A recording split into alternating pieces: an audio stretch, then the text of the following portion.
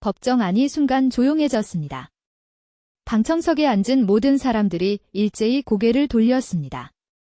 10년 전, 그가 등을 돌리고 떠났던 그 여자가 문 앞에 서 있었습니다. 손에는 흰 봉투 하나가 들려 있었습니다. DNA 검사지였습니다. 최준혁의 얼굴이 굳어졌습니다. 그는 이 여자가 이미 사라졌다고 믿었습니다. 아니, 사라져야만 했습니다. 그런데 지금 강수연은 10년 전과 달리 무너지지 않았습니다. 그녀는 법정 가운데를 똑바로 걸어왔습니다. 최준혁과 눈이 마주쳤습니다. 그는 자리에서 일어나려 했지만 다리가 말을 듣지 않았습니다. 도망치지 마세요. 그녀의 목소리는 흔들리지 않았습니다. 판사가 봉투를 열었습니다. 법정 안에 그 숫자가 울려 퍼졌습니다. 친자 확률 99%였습니다. 10년이 지나서야 진실이 법정 안에 섰습니다. 올해 봄, 강수연의 우편함에 편지 한 장이 꽂혀 있었습니다. 발신인은 법무법인 선명이었습니다. 최준혁의 법률 대리인 명의였습니다. 수현은 봉투를 들고 계단에 그대로 섰습니다. 손이 조금 떨렸지만 봉투를 뜯었습니다. 내용은 짧았습니다. 귀하가 주장하는 자녀와의 혈연 관계는 당사로서 인정할 수 없습니다. 향후 추가적인 접촉이나 법적 주장은 허위사실 유포 및 명예훼손으로 처리될 수 있습니다. 이에 즉각적인 중단을 요청드립니다. 수현은 편지를 접었습니다. 그리고 다시 펼쳤습니다. 추가적인 접촉. 그 말이 눈에 걸렸습니다. 수현은 10년 동안 단 한 번도 최준혁에게 연락하지 않았습니다. 전화도, 문자도, 편지도 없었습니다. 접촉은 그쪽에서 먼저였습니다. 10년 전 새벽 2시. 전화 한 통으로. 나는 결혼 못해. 우리 끝이야. 그뿐이었습니다. 이별 이유도 없었습니다. 아이 얘기는 꺼내지도 않았습니다. 수현은 그 전화를 받을 때 임신 7주째였습니다. 집 안으로 들어오자 우진이가 거실에서 책을 읽고 있었습니다. 10살. 준혁을 닮은 눈매. 수현을 닮은 입. 수현은 냉장고에서 물을 꺼내 한 모금 마셨습니다. 냉기가 목을 타고 내려갔습니다. 엄마. 왜요? 우진이가 고개를 들었습니다. 아무것도 아니야. 수현은 웃었습니다. 우진이는 다시 책으로 눈을 돌렸습니다. 수현은 서랍을 열었습니다. 오래된 서랍 안에는 우진이가 태어난 날의 병원 영수증, 수십 장의 사진, 그리고 오래전에 신청해두었던 DNA 검사 결과지 봉투가 들어 있었습니다. 아직 뜯지 않은 봉투였습니다. 뜯을 이유가 없었습니다. 그녀는 이미 알고 있었으니까요. 하지만 이제는 달랐습니다. 수현은 핸드폰을 들었습니다. 변호사 사무실 번호를 눌렀습니다. 전화기 너머에서 목소리가 들렸습니다. 소장 제출하겠습니다. 수현의 손이 떨리지 않았습니다. 10년 만에 처음이었습니다. 이런 진솔한 이야기들을 함께 나누고 싶으시다면 구독과 좋아요로 응원해주세요. 우진이가 엄마를 불렀습니다. 밥 먹어요? 수현은 서랍을 닫았습니다. 오늘 저녁은 우진이가 좋아하는 제육볶음을 만들기로 했습니다. 내일 일은 내일 해도 됐습니다. 하지만 진짜 이야기는 이제 시작이었습니다. 10년 전. 강수연은 25이었습니다. 최준혁은 28이었습니다. 그들은 인연을 사귀었습니다. 같은 대학 선후배였고, 같은 도서관에서 공부했고, 같은 카페에서 밥을 먹었습니다. 수연은 그가 자신의 미래라고 생각했습니다. 준혁도 그렇게 말했습니다. 나는 수현이랑 결혼할 거야. 그 말은 밤마다 수현을 따뜻하게 해주었습니다. 임신 사실을 안 건 2월이었습니다. 수현은 혼자 3개의 임신 테스트기를 샀습니다. 3개 모두 2줄이었습니다. 수현은 준혁에게 전화했습니다. 준혁아. 나 임신한 것 같아. 전화기 넘어가 잠시 조용했습니다. 그 침묵이 수연은 이상했습니다. 만나서 얘기하자. 준혁이 말했습니다. 카페에서 만났습니다. 준혁의 표정이 굳어 있었습니다. 수연은 그의 얼굴을 보자마자 알았습니다. 무언가 잘못됐다는 것을. 수연아. 나 사실 좀 복잡한 상황이야. 준혁이 먼저 말했습니다. 복잡한 상황이요? 수연이 되물었습니다. 그는 아버지 회사가 어려워졌다고 했습니다. 재정적으로 안정될 때까지 아이는 어렵다고 했습니다. 지금은 때가 아니라고 했습니다. 그럼 언제가 때야요? 수연이 물었습니다. 준혁은 대답하지 않았습니다. 그냥 내려. 지금은 안 돼. 수연은 그날 밤 혼자 울었습니다. 이틀 뒤 준혁에게서 마지막 전화가 왔습니다. 새벽 2시였습니다. 수연아. 우리 그냥 헤어지자. 수연은 말을 잇지 못했습니다. 잠깐. 준혁아. 준혁은 전화를 끊었습니다. 그뿐이었습니다. 수연은 혼자 산부인과에 갔습니다. 의사는 임신 7주라고 했습니다. 수연은 아이를 낳기로 했습니다. 이유는 단 하나였습니다. 이 아이는 내가 선택하지 않은 것이 없었습니다. 수연이 선택한 사랑의 결과였습니다.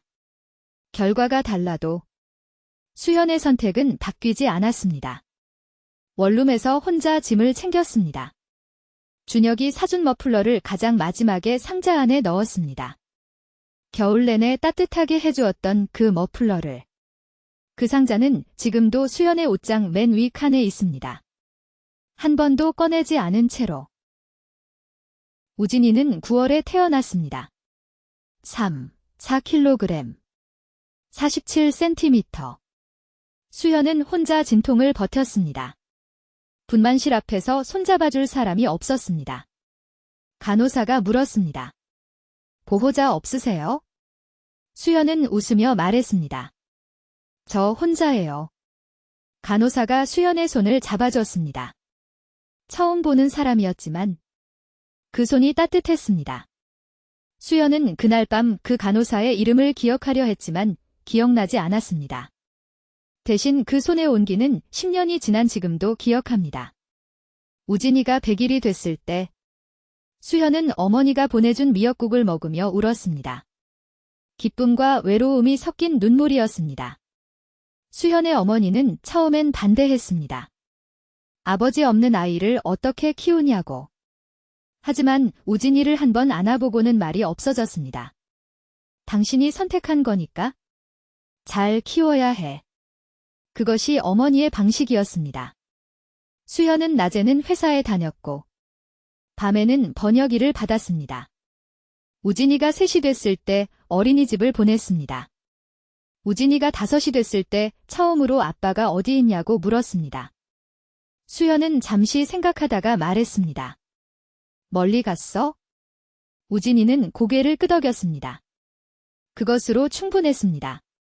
그 후로 우진이는 2번 다시 아빠 얘기를 꺼내지 않았습니다. 현명한 아이였습니다. 아니면 엄마의 표정을 읽을 줄 아는 아이였을지도 모릅니다. 수연의 어머니가 2년 전에 돌아가셨습니다. 그때 수연은 다시 혼자가 됐습니다. 진짜 혼자. 하지만 우진이가 있었습니다. 우진아. 할머니 보고 싶어? 네. 나도 그래? 그날 밤 둘이 라면을 끓여 먹었습니다. 라면 냄새가 집안에 퍼졌습니다. 수연은 생각했습니다. 이것으로 충분하다. 하지만 최준혁의 법률 편지를 받은 날, 수연은 처음으로 분노했습니다. 10년 동안 단 한 번도 분노하지 않았는데 당신이 버린 것이 아이만이 아니라는 것을 이제는 당신이 알아야 할 때가 왔습니다. 그것이 수연이 법원에 가기로 결심한 이유였습니다. 최준혁은 서울에서 꽤 유명한 사람이 됐습니다. 강남의 빌딩 2채, 용산의 개발 사업 3건, 회사 직원이 50명이 넘었습니다. 경제 전문지에 이름이 실렸습니다. 지역 상공회의소 이사도 맡고 있었습니다. 겉으로 보기엔 모든 것이 완벽했습니다. 아내 이지연은 유명 건축회사 오너의 딸이었습니다. 결혼 8년 차. 아이는 없었습니다. 준혁과 지연은 다른 층에서 잠을 잤습니다. 아침 식사를 함께 하지 않았습니다. 집 안은 넓고 조용했습니다. 너무 조용했습니다. 강수현의 소장이 접수됐다는 연락을 받은 날. 준혁은 점심을 먹다 수저를 내려놓았습니다. 비서가 무슨 일이냐고 물었습니다. 아무것도 아니야. 준혁은 사무실로 들어가 문을 잠갔습니다. 법률 대리인에게 전화했습니다. 어떻게 된 거야? 변호사가 말했습니다. DNA 검사 결과가 있습니다. 법원이 정식으로 받아들였습니다. 준혁은 창밖을 바라봤습니다. 서울 하늘이 맑았습니다. 수현이 아직도 그걸 쥐고 있었군. 10년 전. 준혁이 수현을 버렸을 때 그는 두 가지를 계산했습니다. 첫째. 아버지 회사는 이미 빚더미였습니다. 아이를 키울 여유가 없었습니다. 둘째. 이지연 쪽에서 결혼 제안이 들어왔습니다. 이지연의 아버지는 준혁의 아버지 회사 지분 일부를 가져가는 조건으로 빚을 정리해주겠다고 했습니다. 준혁에게 수현은 선택지가 아니었습니다. 감정이 아니라 계산의 문제였습니다. 그 계산은 맞았습니다. 지금까지는. 준혁은 책상 서랍에서 오래된 사진 한 장을 꺼냈습니다. 수현과 찍은 사진이었습니다. 여름. 한강변. 둘 다 웃고 있었습니다. 준혁은 그 사진을 가위로 잘랐습니다. 수현 쪽을. 그리고 쓰레기통에 버렸습니다. 하지만 그것이 끝이 아니었습니다. 그날 밤. 아내 이지연이 준혁의 서재 앞에서 기다리고 있었습니다. 표정이 이상했습니다. 무슨 일이야? 준혁이 물었습니다. 지연은 아무 말도 하지 않고 서재 안으로 들어가 앉았습니다. 그 눈빛이 준혁은 처음 보는 것이었습니다. 법정 첫날. 최준혁은 정장을 입고 변호사와 함께 나타났습니다. 강수현은 혼자였습니다. 아니, 혼자처럼 보였습니다. 준혁의 변호사가 먼저 말했습니다. 원고가 제시하는 혈연관계 주장은 근거가 부족합니다. 10년이라는 시간 동안 어떠한 연락도 없었고, 이는 오히려 원고 측의 주장이 사후에 조작된 것임을 시사합니다. 수현의 변호사가 일어났습니다. 원고는 법원 공인 DNA 검사기관에 검사 결과지를 제출합니다. 검사 대상은 원고의 자녀 강우진이며 피고 최준혁과의 친자 관계를 확인합니다. 봉투가 판사에게 전달됐습니다. 법정이 조용해졌습니다. 준혁은 그 봉투를 바라봤습니다. 어떻게 채취했지? 준혁의 변호사가 낮게 말했습니다. 진정하세요. 판사가 봉투를 열었습니다. 숫자가 읽혔습니다. 친자 확률 99, 99%. 방청석에서 소리가 새어나왔습니다. 준혁의 얼굴이 굳었습니다. 그의 눈이 수현에게 향했습니다. 수현은 정면을 바라봤습니다.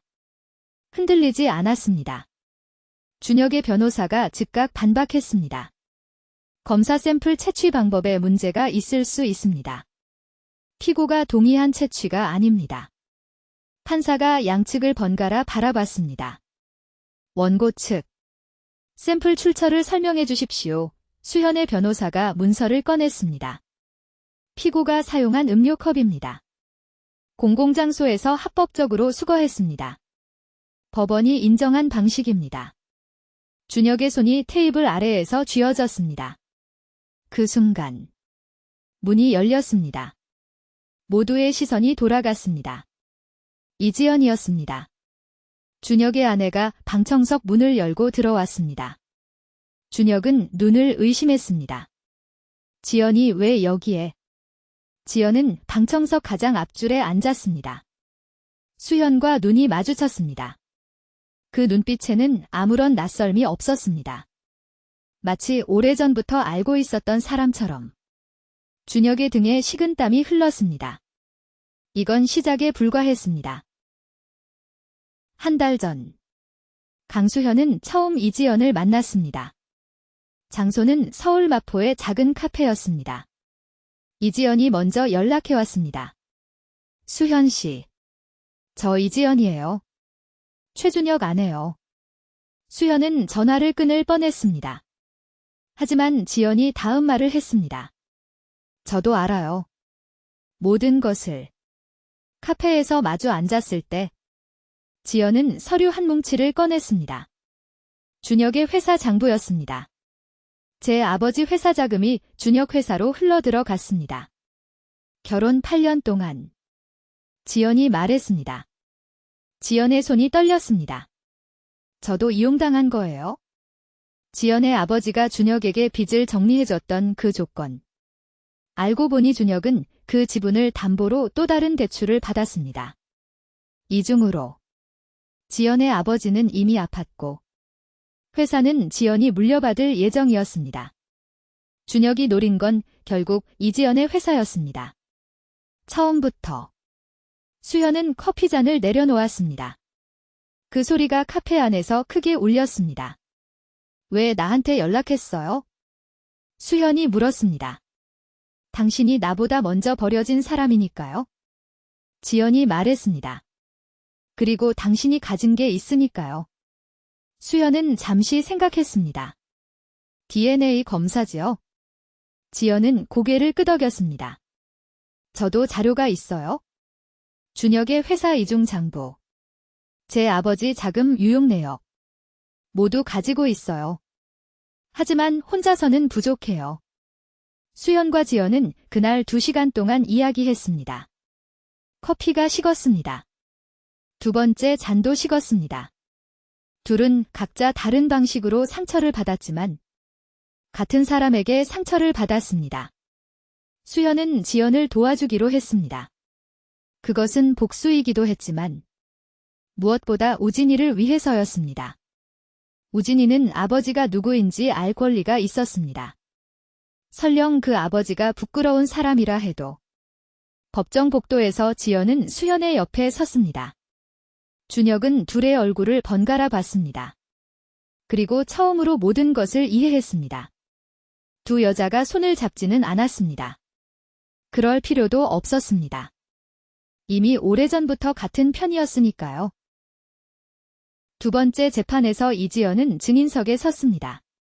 그녀는 준혁의 회사 이중 장부, 결혼 전 약정서, 자신의 아버지 자금 유용 내역을 모두 제출했습니다. 법정이 조용해졌습니다. 준혁의 변호사가 이의를 제기했지만 판사는 증거 채택을 결정했습니다. 준혁은 그날 처음으로 말을 잃었습니다. 그는 10년 동안 항상 말이 많았습니다. 계산이 빨랐습니다. 빠져나갈 구멍을 찾았습니다. 하지만 지금은 달랐습니다. 수현이 오른쪽에 있었고 지연이 왼쪽에 있었습니다. 두 사람이 각자 가진 것들이 합쳐지자 빠져나갈 구멍이 사라졌습니다. 재판은 3차례 더 열렸습니다. 친자 확인 소송에서 준혁은 패소했습니다. 법원은 강우진을 최준혁의 친자로 인정했습니다. 양육비는 소급 적용됐습니다. 10년치였습니다. 이지연의 아버지 자금 유용건은 별도 민사소송으로 이어졌습니다. 준혁의 회사는 자산가압류를 받았습니다. 빌딩 2채, 개발 사업 3건, 모두 묶였습니다. 이지연은 이혼을 청구했습니다. 준혁은 사인을 거부하다 결국 했습니다. 다른 선택지가 없었습니다. 마지막으로 수현을 만난 건 법원 복도였습니다. 준혁은 수현에게 다가갔습니다. 왜 이제 와서? 그가 말했습니다. 수현은 잠시 그를 바라봤습니다. 우진이 때문이에요. 준혁은 더 말하지 못했습니다. 수현은 돌아섰습니다. 그 등이 10년 전과 달랐습니다. 10년 전 수현은 떨면서 걸었습니다. 오늘은 달랐습니다. 집에 돌아오자 우진이가 학교에서 돌아와 있었습니다. 엄마. 밥 먹었어요. 아직. 그럼 내가 라면 끓여줄까요? 우진이가 말했습니다. 수현은 웃었습니다. 그래. 둘이 부엌에서 라면을 끓였습니다. 물이 끓는 소리가 집 안을 채웠습니다. 수현은 생각했습니다. 이것이 충분합니다. 이것이 전부입니다. 창밖으로 저녁빛이 들어왔습니다. 어둡지 않았습니다. 처음으로 어둡지 않았습니다. 우진이는 라면 냄비를 식탁으로 가져왔습니다. 그 눈매가 준혁을 닮았지만 그 웃음은 수현을 닮았습니다. 수현은 수저를 들었습니다. 맛있겠다. 우진이가 웃었습니다. 그 웃음이 진짜였습니다.